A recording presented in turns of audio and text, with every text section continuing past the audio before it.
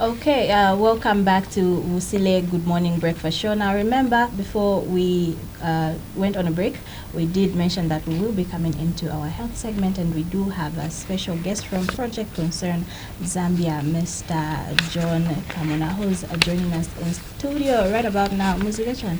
Shangwe.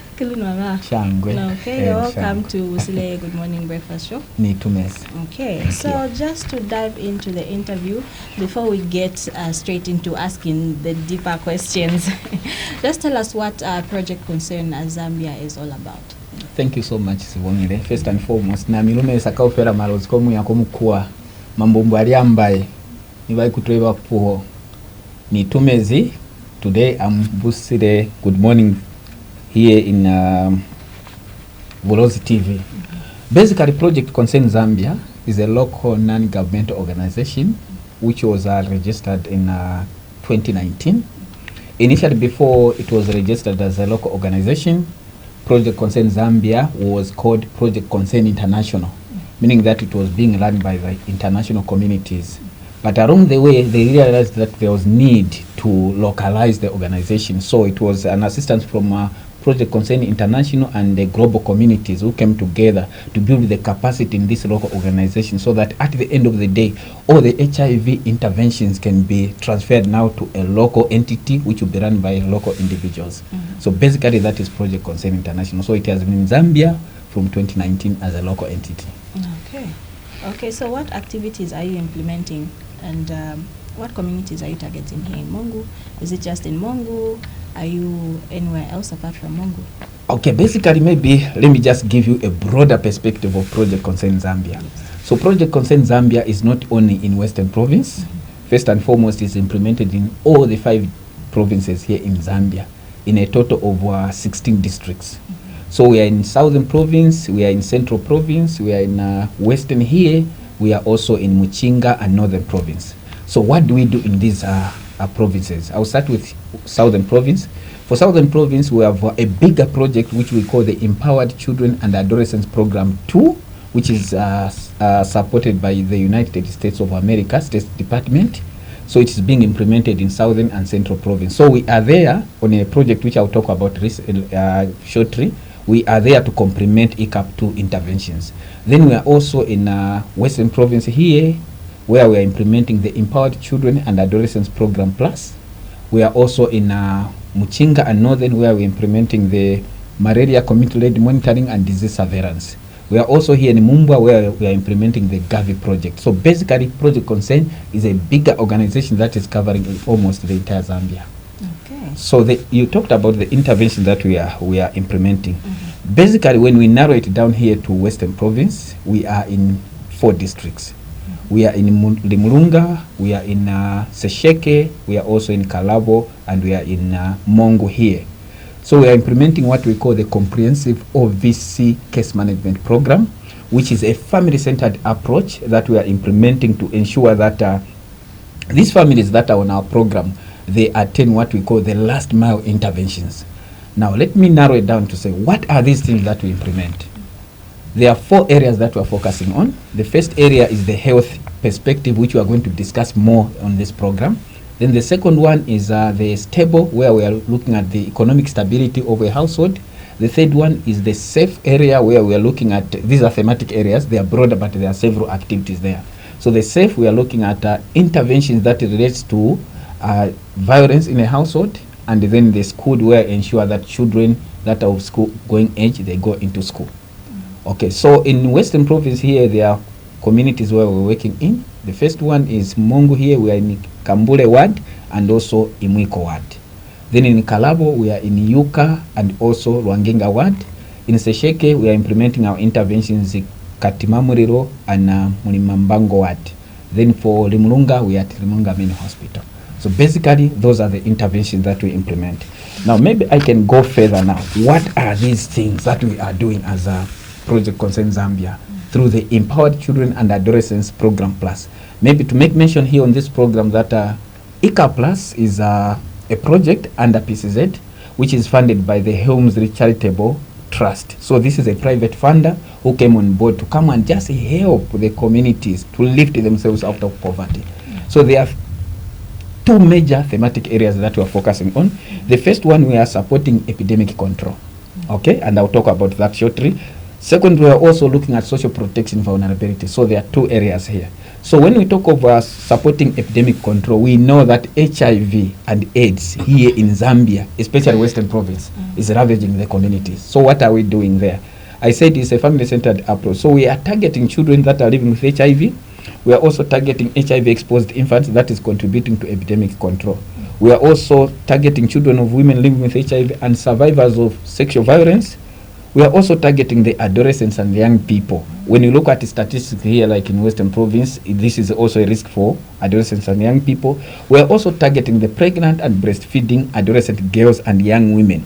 When you look around, you are going to find that around the adolescents and young women here, transmission of HIV to the infants is very high. So we are coming in as Project Concern Zambia to ensure that we address those issues. Then for social protection services, we are looking at children and adolescents living with disabilities.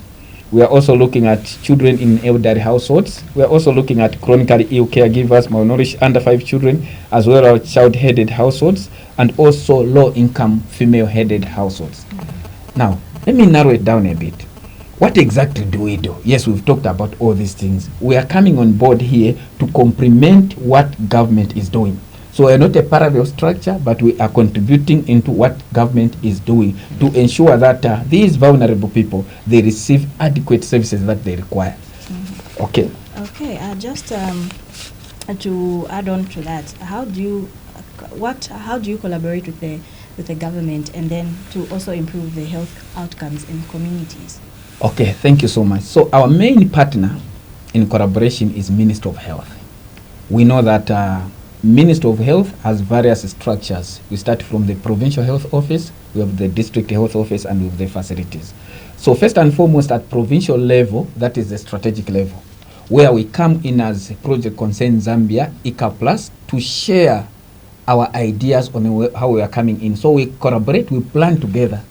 We look at the issues that are affecting the communities in this province. So at PHO level, we discuss on strategic level. Then we narrow it down now to the implementers, who are the district health officers. These are the owners of the facilities where we are implementing. Then we narrow it down now to the facilities. So what do we do there? We provide what we call comprehensive and last mile services at the household level. First and foremost, at facility level, we start with HIV prevention, care and support. We are ensuring that we contribute in case finding. A person like Amona will just walk into the facility when I'm sick. If I'm not sick, I will not be able to walk in the facility. So PCZ now takes those health services into the community at a household level to identify this person who is supposed to be tested for HIV. They may be HIV positive, but they are not aware. So we sensitize the community, and at the end of the day, we provide a service at a household level. And we also ensure that in collaboration here, we also ensure that all those that are at risk are linked back to the facility so that they access the services that they require, and we come back into the community. Maybe to narrow it down further, how our program works is that when we enroll a household, we identify that this household is vulnerable according to the parameters that we do. So we identify the vulnerabilities that in that household. So at the end of the day, we develop what we call a case plan. It is the case plan that will help us to be able to address the issue that is affecting the household. So through that case plan, we'll be monitoring through our dedicated case workers that are accountable to each and every household to identify these issues that are there. So I talked about case finding, linkage to care and retention, and viral load suppression. So those are some of the few things that we ensure that we provide. Okay, and looking at the fact that here in, I'll bring it home, here Mongu, Western Province, there's a high prevalence of HIV rates, which is 13.6. Yeah, somewhere. Okay. Yes. So how do you deal with? How do you address issues with regards to stigma, discrimination, those who are affected, HIV infected? Oh, thank you so much. So, yeah. So as you said, I think Western Province should be the second highest in HIV prevalence. So what do we do as a project? As I said, this is a family-centered approach. with what we call our dedicated caseworkers that are working in the community. They are placed in the community where they work in. So these caseworkers are trained in various interventions that are related to HIV. This also includes stigma, discrimination, adherence to treatment, to continue sensitizing these people to understand that HIV is just a condition. It is not the end of time or end of their life. It is just a condition. They can still live a longer life. So through their sensitization, they talk of issues to do with, for example, you need to know your HIV status. And when you know your HIV status, then you are put on ART, you adhere to treatment, and then you are virally suppressed. Mm-hmm. And when you are virally suppressed, meaning that you cannot transmit HIV to another person. So there is a messaging which we call the U equals U, untransmissible, and detectable it equal to untransmissible. Okay. Then in addition to that, we also involve the community leadership to talk to them so that they do not discriminate these people that are within their communities, because these are the people that they are living with. They are very productive, only that they have that condition. So the caseworkers are the people in the forefront, the forerunners that are doing those services. Okay, I'm sure my colleague Mr. Luinda has a follow-up question with regards to that. No, of course, nani puzo wasemi. And puzo see, discrimination is not just actions, even words. So how do you have the right policies that you have put in place to make sure that you engage community leaders, like you mentioned, maybe civic leaders? By that I would mean maybe a councillor, WDCs and stuff like that. How do you work with them to make sure that even the tone of the language, is tempered with in such a way that all that, for me, I take it as discrimination. Yeah, and if that one hears, excuse me, if they hear that I'm being talked about, they feel segregated already. That is discrimination. So do you have deliberate policies? You have a direct cover. Fact, even the tone, the language that people use is tempered with come down to moderate, where to not offend anyone. Okay, thank you so much. Talking about the police, Project Concern Zambia, as I said here, it is not the organization that is working in parallel with the government. So government, I know that they have a discrimination policy, so we tap into that and then we come up with interventions. So these interventions are the interventions that help us now to deliver the information to the communities out there. So how do we do it then? I said here we work with policymakers at PHO level, so we get information. PHO, DHO are the people that identify their problem. That in this community, our problem, for example, is stigma and discrimination. So how then do we tailor our messaging to ensure that we address this? We know that we cannot eradicate it, but we can mitigate it. So first and foremost is for the community to be sensitized to understand that this is a time bomb and it is our problem and we are sitting on this problem. Then how best can we address this issue? So with the WDCs, for example, with the CWACs in the communities, those are the people, the major key stakeholders that we deliver the message unto them, and they understand exactly what is supposed to be done. At the end of the day, they'll be able now to continue sensitizing the communities, even in social gatherings, like maybe you are drinking alcohol here, you bring the topic, how do you view this? So it is also incumbent on us, the implementers, to have a listening ear, to sniff around in the community. What are people talking about here? When you get to the facility, do you have issues to do with defaulters? Because if people are not coming for medication, meaning that there's a problem in the community. So we look at all those areas to ensure that they address. So it's a process that we are working in, but not in isolation. We are working with the government in everything. I'm glad he's mentioning the issue to do with defaulters. Whether we like it or not, there are always things like that. Yeah, sure. And all that. But maybe just a follow-up question, an additional question. Let's put it Yandonga. This one. Mwibona chwanimi nachwala zi Project Concern Zambia. Yandonga. When did lesson the burden of kuuliza about my phone, hey, you haven't gotten any medication, I'm telling you, Muliani Kwan. Yes, ni tumeshanga. So Muliani Wandonga, I think is a milestone. It's an achievement for Zambia. It has been now been, I think, disseminated in the community. So that way, it will help many people now to adhere to their treatment. You will remain there, maybe is it 6 months, that's when you need another injection. So really for me, it is really helping, and we are heading towards ending HIV by 2030, because they will be able to sit with so it is a milestone and it's an achievement for us. And not only that, we also have PrEP.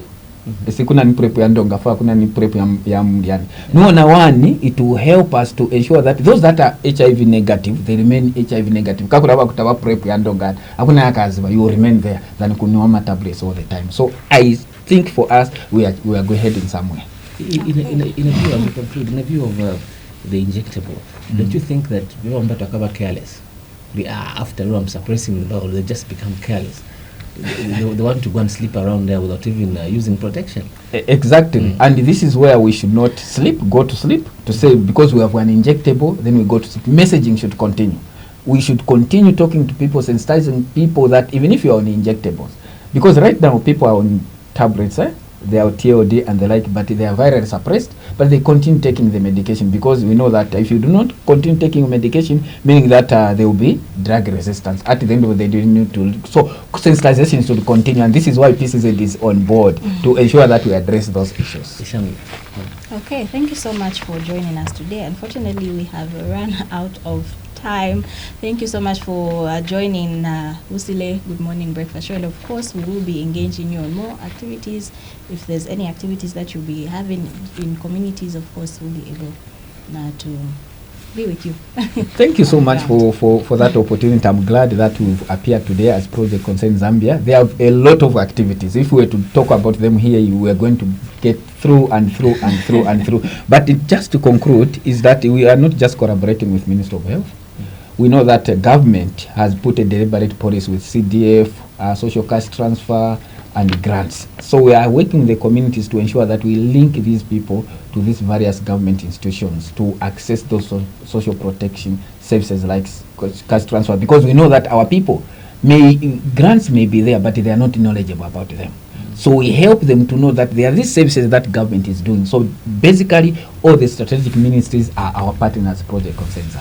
Okay, thank you so much. Okay, we'll take a short break. When we come back, we get straight into our last segments for the day. Stay tuned.